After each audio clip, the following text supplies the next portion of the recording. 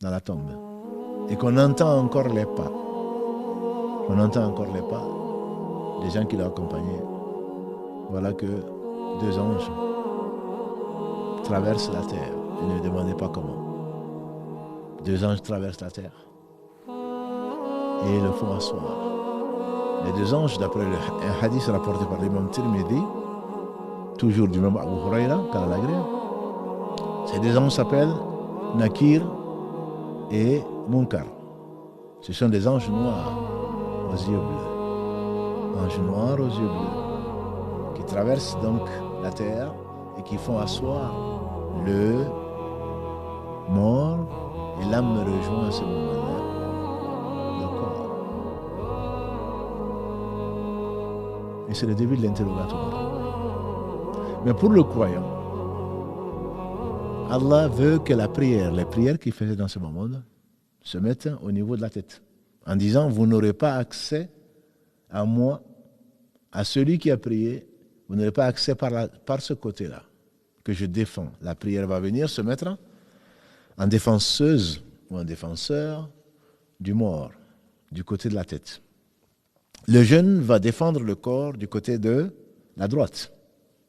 Quant à la zakat, pour ceux qui ont eu l'honneur de le dépenser, de le payer, la zakat vient défendre le corps du côté de la gauche.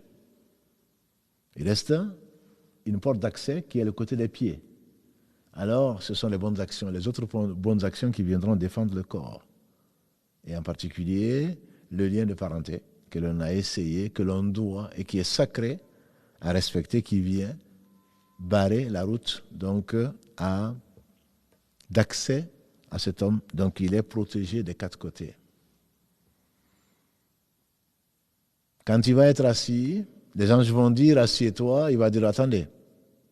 Parce qu'à ce moment-là, pour lui, ce serait comme la prière du Asr, entre le Asr et le coucher du soleil. J'ai pas, en se levant, quand l'âme va rentrer dans le corps, ce sera comme au moment du Asr. Il va dire attendez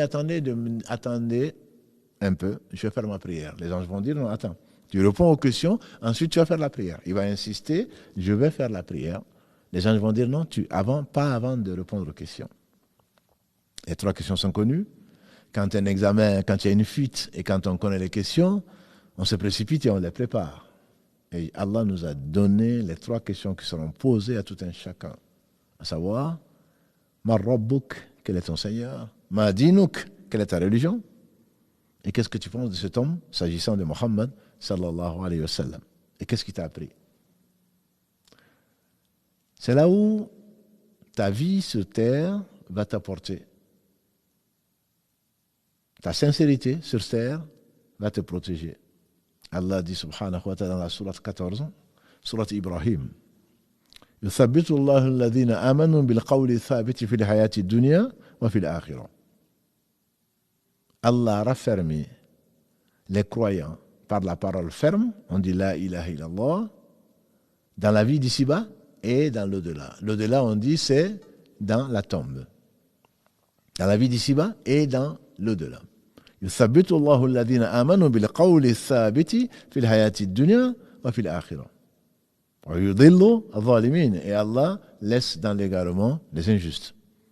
ويفعل الله ما يشاء. Et Allah fait ce qu'il veut. Surat Ibrahim 14, verset 27. Donc ce Seigneur subhanahu wa ta'ala va raffermir la langue du croyant. Quand on va dire qui est ton Seigneur, il dira c'est Allah. Il sait, il l'a connu, il l'a aimé, il lui a obéi, il s'est éloigné de sa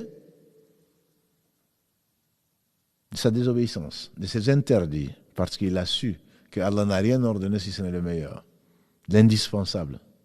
Allah ne veut pas faire souffrir le fils d'Adam. Mais il sait que c'est par ce moyen-là, comme la prière, le jeûne, ce qu'il n'aime pas, ou qui lui cause des difficultés, c'est comme ça qu'il va être purifié. Il va mériter la proximité d'Allah. Alors, quand il répondra à ces trois questions, quelle est ta religion? Il dira, c'est l'islam. Inna dina inda Allah l'islam, dit Allah dans la sourate Al-Imran 3, verset 19. La religion pour Allah, c'est l'islam. Et Allah dit également dans le verset 85, وَمَنْ يَبْتَغِ غَيْرَ الْإِسْلَامِ دِينًا فَلَنْ يُقْبَلَ مِنْهُ وَهُوَ فِي الْآخِرَةِ مِنَ الْخَاسِرِينَ. Verset 85 de la même sourate Ali Imran, celui qui recherche une façon de rapprocher d'Allah autre que sa religion, Allah ne va pas l'accepter de lui et demain dans l'au-delà, il fera partie des gens qui sont perdants. Il dira l'islam est ma religion. Pourquoi? Parce qu'il a connu.